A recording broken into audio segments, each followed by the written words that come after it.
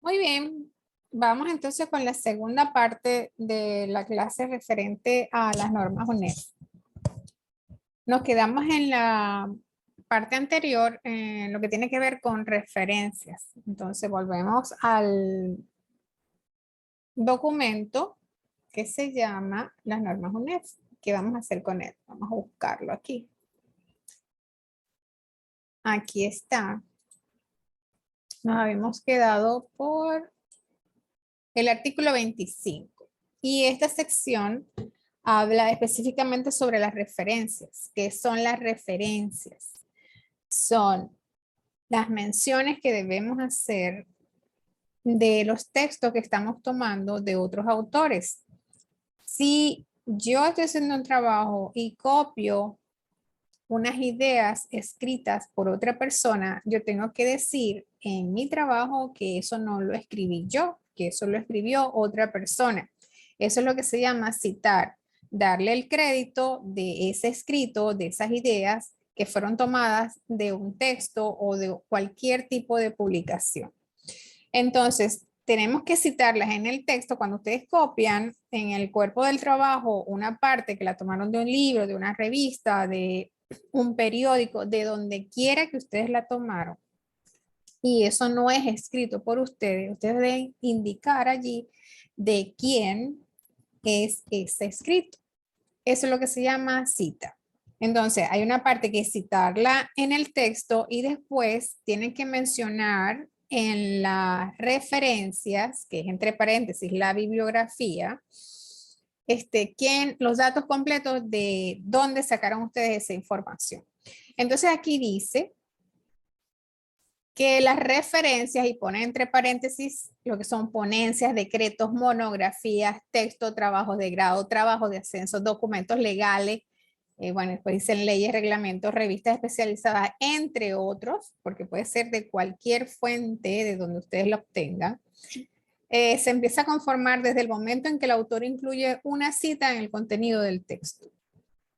Cuando ustedes mencionan la primera persona, el primer autor en su trabajo, a partir de allí comienza entonces las referencias. Entonces, ¿cuáles son los elementos de una referencia? Tiene que llevar el nombre del autor o los autores, el año en que fue publicada ese documento, el título, los datos de la publicación. Son 4 elementos. También hay un tratamiento diferente para cada tipo de documentos. Si son fuentes de tipo jurídico, que son leyes, decretos, la constitución y todo ese tipo de documentos legales, debe llevar que, veámoslo aquí, aquí lo hizo muy claro, a las fuentes de tipo jurídico no se les aplica esta estructura y solo comprenden 3 elementos, que son nombre del documento, la fecha y los datos de la publicación. Entonces después hace mención al artículo 26, cómo se van a hacer la lista de referencias que está en la última parte del trabajo. Entonces, la lista de referencia incluye tanto las fuentes impresas, y cuando se dice fuente impresa es cuando ustedes la tienen así, bien sea en forma de libro, en forma de revista, en forma de que sea tangible, que sea físico, esas son las fuentes impresas. Puede ser un periódico, puede ser una revista. Y las electrónicas, que son las que descargamos del internet o de un correo electrónico, de un Twitter, mira, de lo que sea que provenga de la internet. Esas son las fuentes electrónicas. Entonces, dependiendo del tipo de cita, hay una manera particular para hacer la referencia. ¿Dónde lo van a encontrar ustedes eso? Bueno, aquí está la explicado completamente cómo se debe hacer eso. Entonces, ¿cómo deben ustedes hacer las listas de referencia? Fíjense los elementos que debe contener. Debe haber coherencia de cada uno de los registros. ¿Qué significa esto? Que los mismos autores que ustedes han citado en el texto, en el cuerpo del trabajo, tienen que aparecer en la lista de referencia. Y todo autor que aparezca en la lista de referencia tiene que aparecer dentro del texto. Eso se llama coherencia, es decir, hay una relación directa entre la lista de referencia y lo que ustedes escribieron en el texto. exactitud de todos los elementos necesarios. Esto es, ¿qué exactitud de qué? De los datos. Si ustedes dijeron que el autor se llamaba Tomás, o el apellido, perdón, sea Vargas, y el año es 1998 o el 2017, bueno, Vargas 2017, entonces cuando yo voy a la lista de referencia tengo que ver Vargas 2017, es decir, que tienen que ser exactos los datos. Consistencia en el uso de abreviaturas, términos, letras itálicas, ordenamiento de los datos, asignación, es decir, que tiene que ser un trabajo pulcro. Las abreviaturas tienen que ser las que son, los términos, lo que es la presentación de las listas de referencia. Las listas de referencias se ordenan alfabéticamente, se transcriben a un espacio entre líneas, con separación de 2 espacios entre una referencia y otra. Bueno, yo no me voy a poner a leerles todo esto, lo que estoy diciendo es que en esta parte están todas las indicaciones para que ustedes hagan la lista de referencias y las referencias en el texto. Además de eso, tienen ejemplos de los anexos. ¿Qué son los anexos? Son todas aquellas partes que son importantes, que ustedes consideren importantes que esté dentro del trabajo, pero que no va a formar parte del cuerpo del trabajo propiamente dicho, sino que lo colocan en la parte de atrás para que la persona pueda revisarlo y pueda verificar lo que ustedes están diciendo en el cuerpo del trabajo.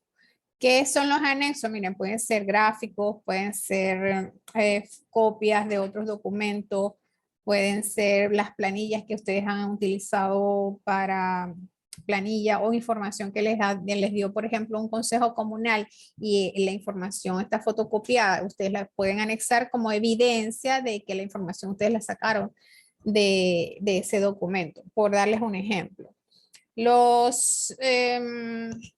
Dice que deben ordenarse, los anexos se utilizan números o letras, 1, 2, 3, A, B, C. Yo recomiendo que se utilicen letras mayúsculas, A, B, anexo A, anexo B, anexo C, pero eso puede ser tanto con número como con letra.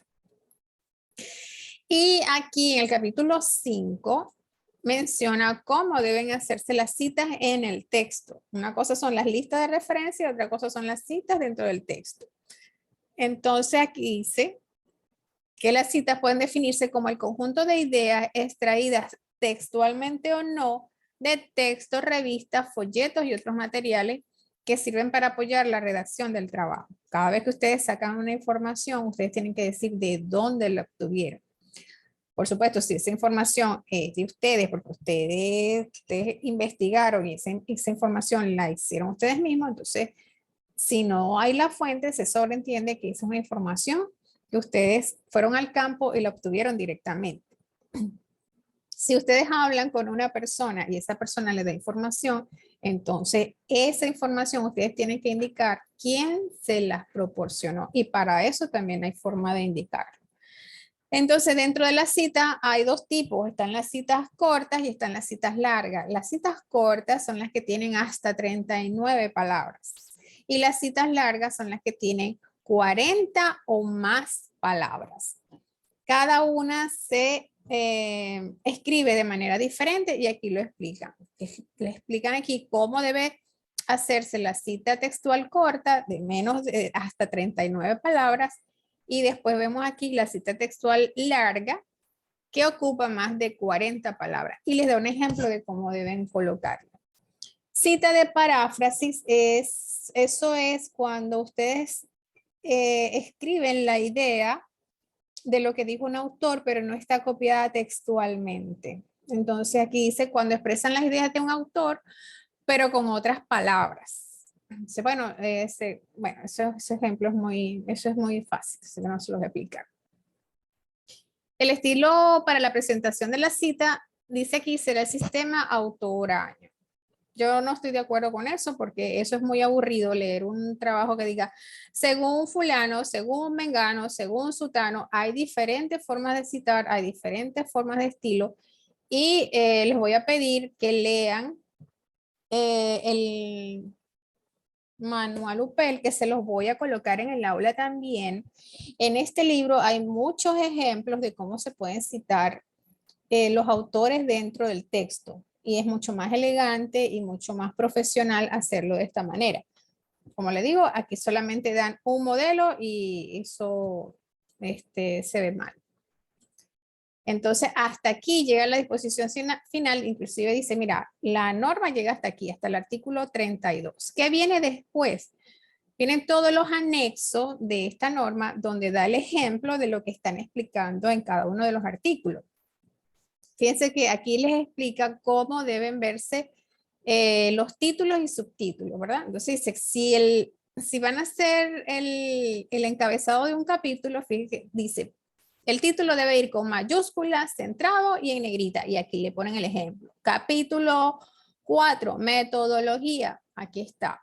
Mayúscula, centrado y en negrita. El subtítulo número 1 dice, va en mayúscula y minúscula, centrado y en negrita. Y tienen el ejemplo. O sea, que está como para mí, pues que yo no entiendo nada, así me ponen así. Me dicen, ¿cómo lo debo escribir? Y me dan el ejemplo. ¿Cómo lo debo escribir? Me dan el ejemplo. Así hasta llegar inclusive hasta un subtítulo 4. Vuelvo y repito, en las tesis no se enumeran las partes de las secciones de una tesis. Se diferencia a través de la colocación de los títulos y subtítulos. Cuando más adelante dice algo que lo vamos a ver ahorita, que es una acotación que hacen al respecto. Mira, llega hasta el subtítulo 5, me equivoqué. Así que esta es la forma de hacerlo. Aquí les da el ejemplo de cómo se deben hacer las fórmulas. Fíjense que tiene el número a mano derecha entre paréntesis. Y ahí le dan varios ejemplos. Los anexos en las portadas. Cada capítulo va a llevar una portada. Aunque esto se vea grande así, que dice capítulo el problema, no es que el título va a ir de este tamaño dentro de la hoja. Eso va igualito de tamaño Arial o Times New Roman, tamaño 12. Así va la carátula de cada capítulo, o la portada, digamos, de cada capítulo. Aquí hay un error porque pusieron referencias bibliográficas y eso es un error porque la palabra correcta es referencias. Ya no se utiliza bibliográficas, ¿ok? Se lo puse en amarillo para que lo tachen. Aquí está el anexo 4, que esta es la carátula. Esto es lo que supuestamente va en color azul y va empastado. Esto no va porque nosotros no vamos a empastar nada. Y aquí está el famoso anexo 6, que con esta carátula, con esta portada, mejor dicho, con esta portada es que ustedes van a comenzar su trabajo. A partir de allí, entonces viene todo esto. Le hago la acotación que en el modelo del índice general también hay un error, porque pusieron aquí lista de tablas, lista de gráficos, y eso es incorrecto, porque es índice de tablas, índice de gráficos, y faltó aquí el índice de anexos. O sea, que este también tiene sus errorcitos por acá. Vea que se pusieron los anexos de último, y según lo que dice allá el escrito, los anexos van después de la lista.